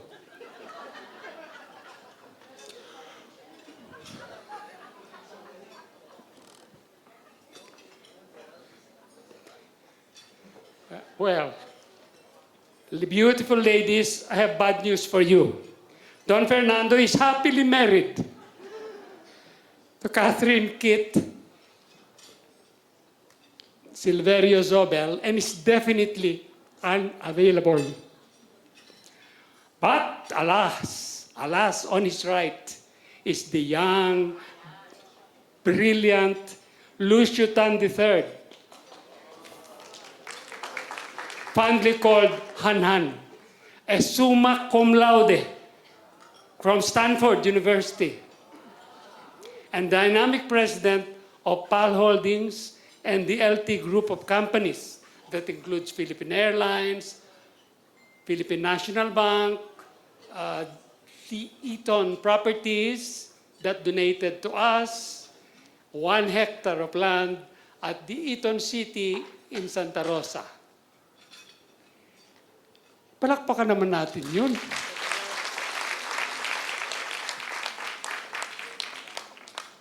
Ladies, awesome ladies, don't you agree with me that Han Han is as handsome, as kind, as wealthy, as techy, as gentle as Don Fernando? With one big difference. He's younger, single, and available.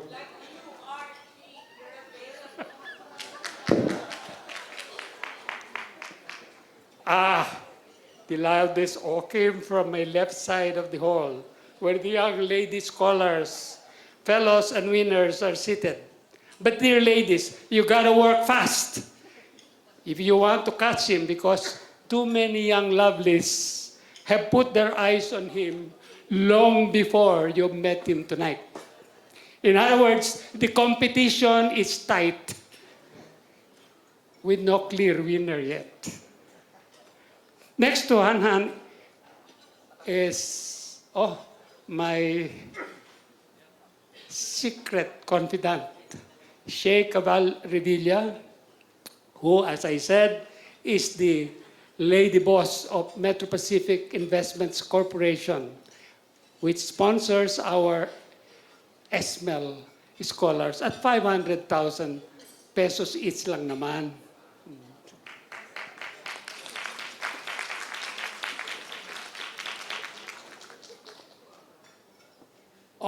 The next one is my favorite justice.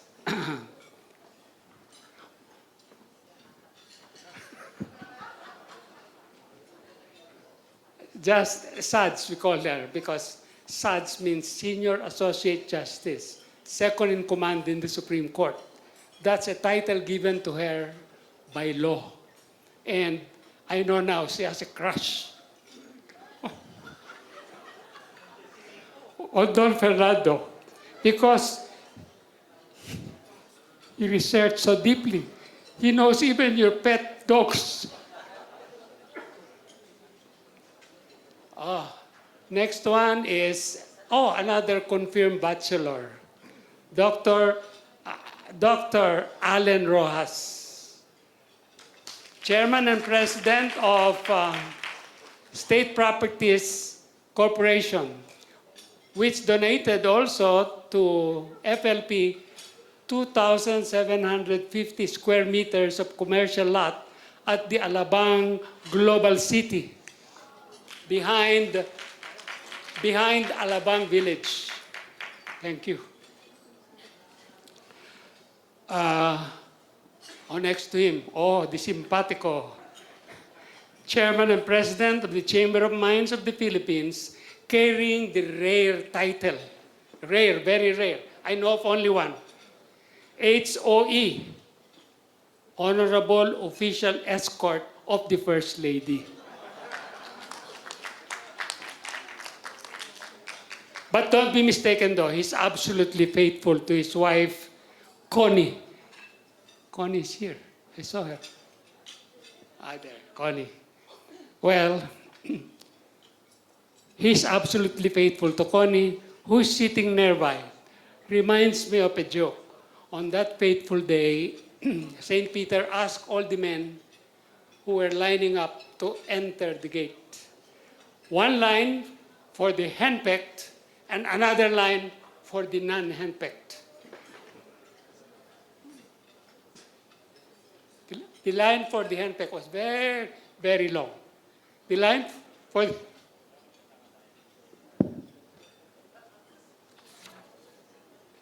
Laughing already.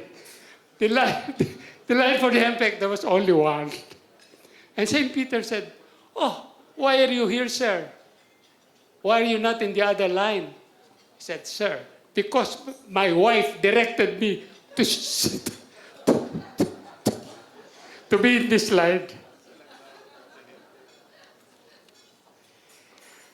Okay, seated on the right of of Attorney Pañero, Mike Toledo is, our handsome Dr. Amando M. Titanco Jr., the only two-term governor of the Bangko Sentral ng Pilipinas. And now the revered chairman of the largest conglomerate in our country, SM Investments Corporation, with a market capitalization of over 1 trillion pesos. He chairs our Board of Judges for our SMEL Fellowship Program and is the Vice Chairman of the Board of the FLP. Seated next to Govsai is Soljan Lelen, whom I already introduced earlier, ogling Don Fernando.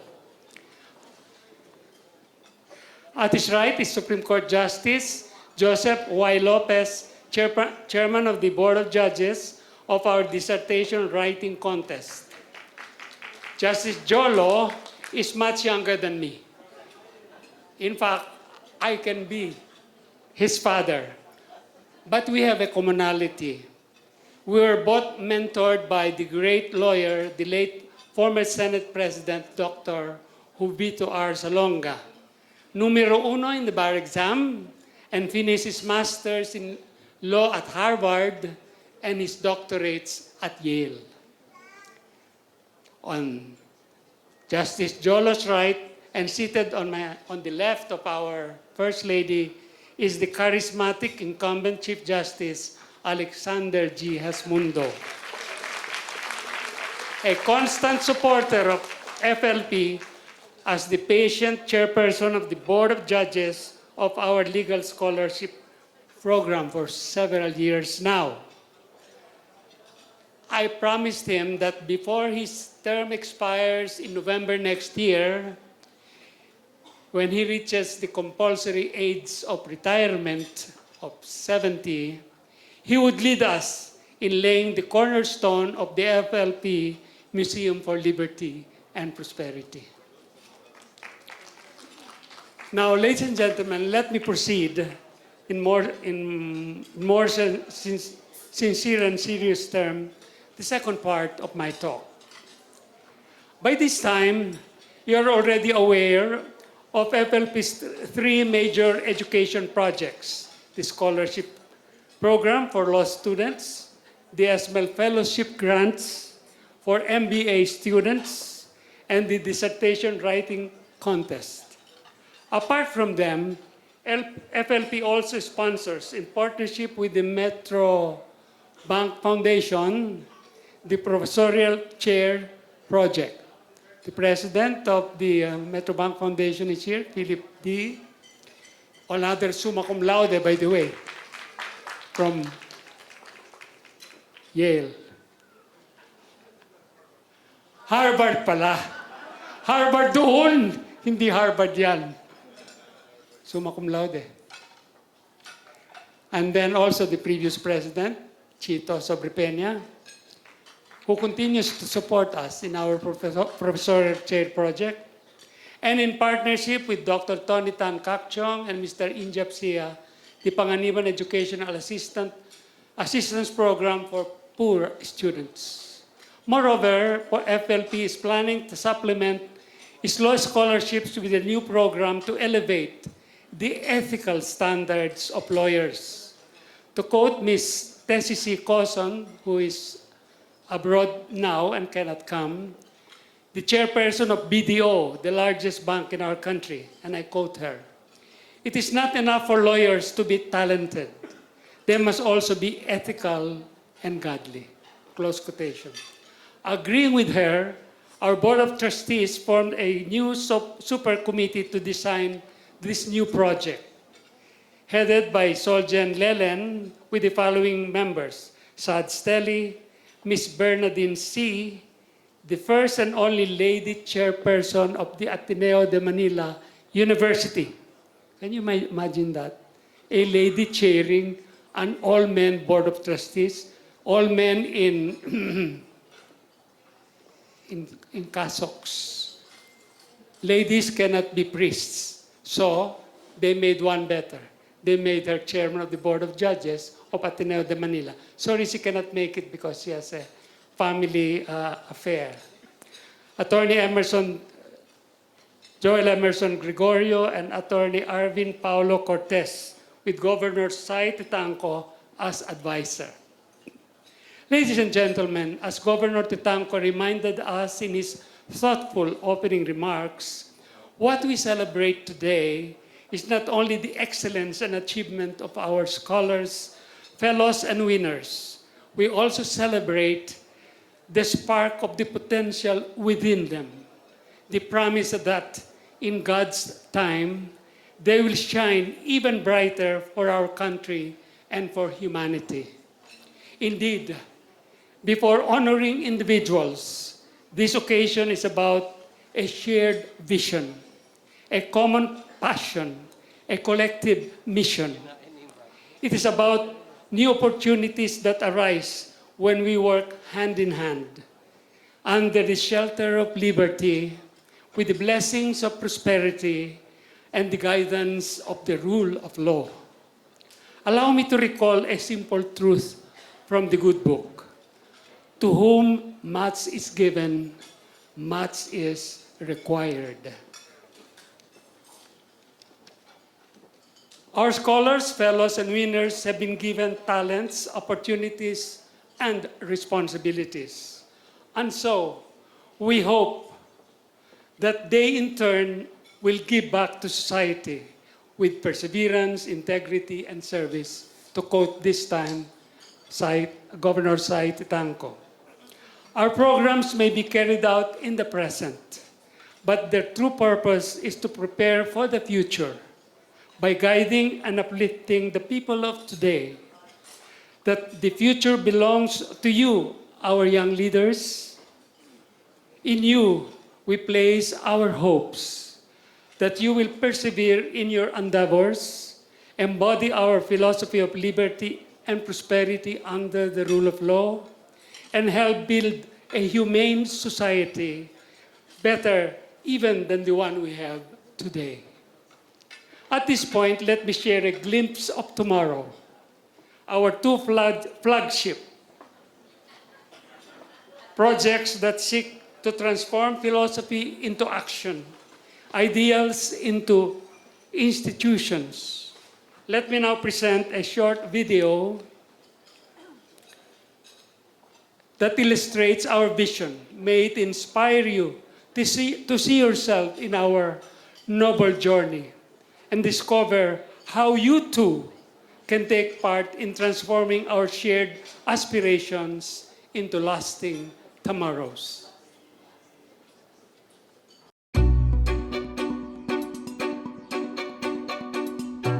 The Foundation for Liberty and Prosperity is at the forefront of safeguarding liberty and nurturing prosperity under the rule of law. Since 2011, the Foundation has initiated programs that bridge the interaction between law and business. To continue its commitment, FLP aims to build a museum for liberty and prosperity in collaboration with the Supreme Court, the Citadel of Liberty. As a flagship project, the Museum for Liberty and Prosperity aspires to provide a venue to show the profound significance of the rule of law. Drawing inspiration from the Museum of the Future in Dubai, the Art Science Museum in Singapore, and the Louvre in France, it aspires to become a world-class architectural landmark, as iconic yet more cost-efficient than the Museum of the Future, symbolic of liberty and prosperity, and designed as a sustainable structure in harmony with the environment and its surrounding community. The museum will feature the evolution of the Philippine legal system and the principles of liberty and prosperity under the rule of law. The museum will be immersive, interactive, technology-driven and AI-powered, wherein visitors can immerse inside a virtual Supreme Court session hall and interact with robots mimicking justices. Aside from the museum, the iconic landmark will house a multimedia library. It is envisioned as a research and innovation center that will house a collection of accessible print and multimedia materials on law, Supreme Court and trial court decisions, economics, and digital innovations. It can also serve as a hub for innovative startups and MSMEs, which will be selected and supported by the Fund for Liberty and Prosperity. While this fund will be designed to nurture, grow, and help micro, small, and medium enterprises or MSMEs, its vision and goals are essentially interdependent with those of the museum. The museum and its vision have already garnered support from several distinguished individuals and families. Dr. Alan Rojas of State Properties Corporation has signed a letter over a year ago donating a 2,750 square meter corner commercial lot in Alabang Global City along Daang Hari at the back of Ayala Alabang Village. The Tan family and Mr. Kyle Tan of Eton Philippine Properties Incorporated has committed donating a 1-hectare lot at an appropriate location in Eton City near the South Luzon Expressway. The foundation extends its gratitude to First Lady LOUISE ARANETA Marcos for her initiatives and support in including the museum's vision in the restoration of the iconic Manila Central Post Office building in Intramuros. In collaboration with the Heritage team, it is being proposed that a museum aligned with the philosophy of the foundation be established on the 5th floor of the post office. The foundation proposes the following initial concepts for the 5th floor, divided into 3 major sections. Section 1, Justice Delivered, the Law in Motion, in partnership with the Supreme Court and the Post Office. Section 2, Delivered Prosperity, the Inclusive Economic Path, in partnership with the Bangko Sentral ng Pilipinas and the Post Office. Section 3, Liberty and Prosperity under the Rule of Law.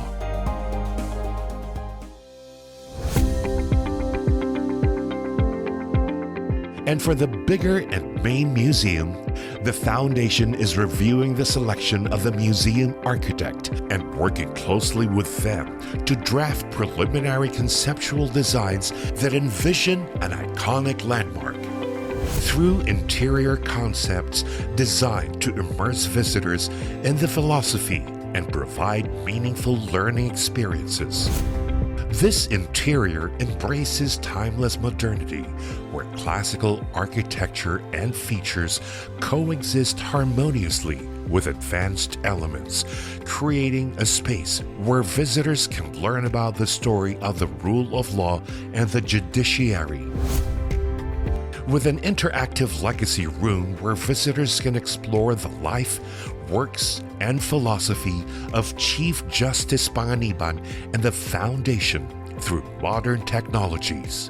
With bright and green spaces where families and children can enjoy together while discovering the story and its philosophy.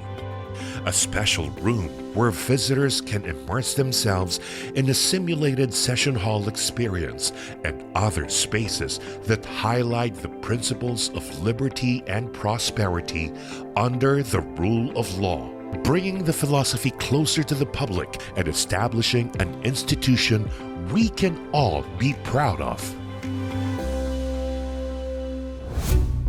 Together, we will continue to highlight the role of the rule of law in shaping the future of law and commerce and in promoting business and economic prosperity in our country.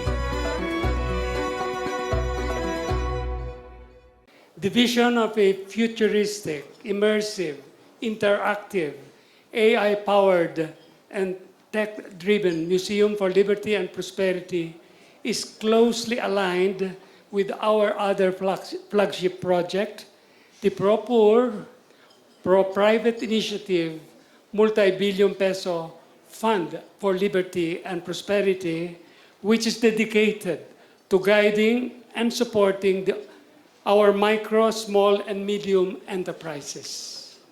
Yet before these aspirations can take shape, they need a home, land on which they can stand.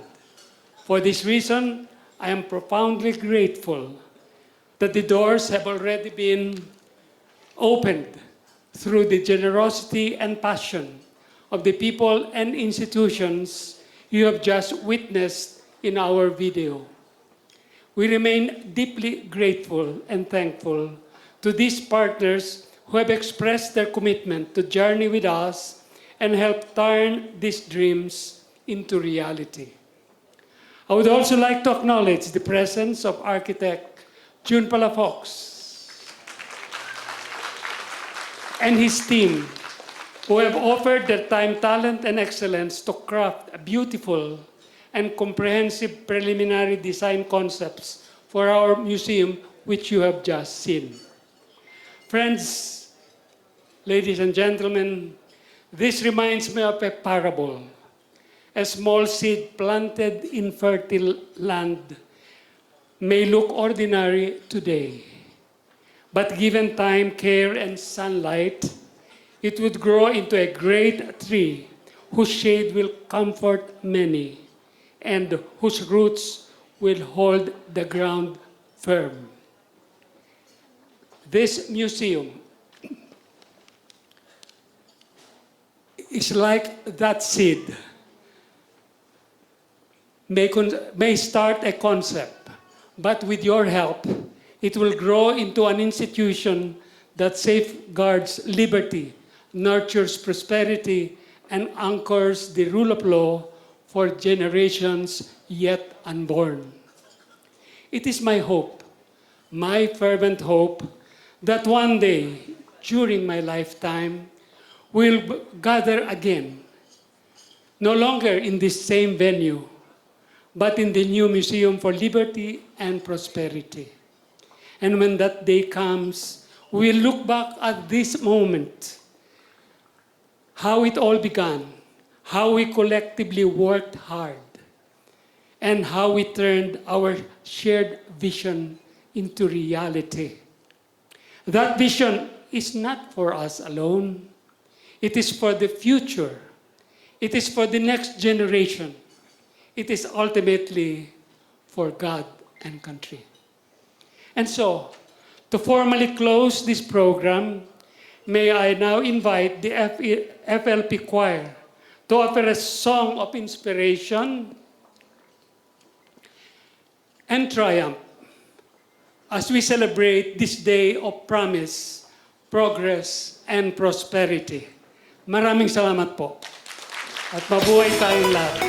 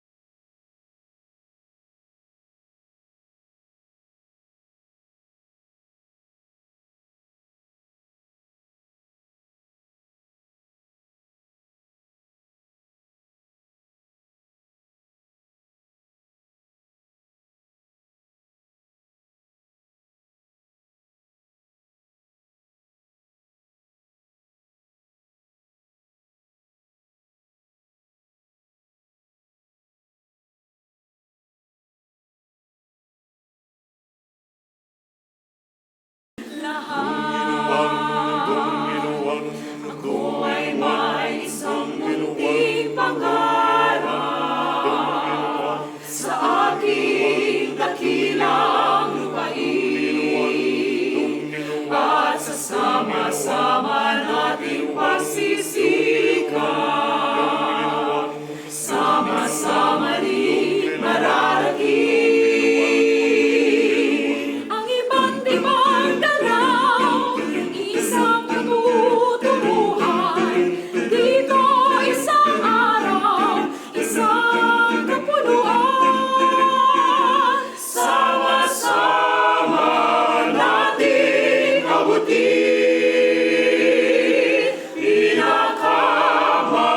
pinakamatayong na bituin. At ang aking tagumpay, tagumpay ng aking lahi, tagumpay ng aking lipi, ang tanging minimiti at hinahangat. Hangad ko'y tagumpay natin lahat. Hangad ko'y tagumpay natin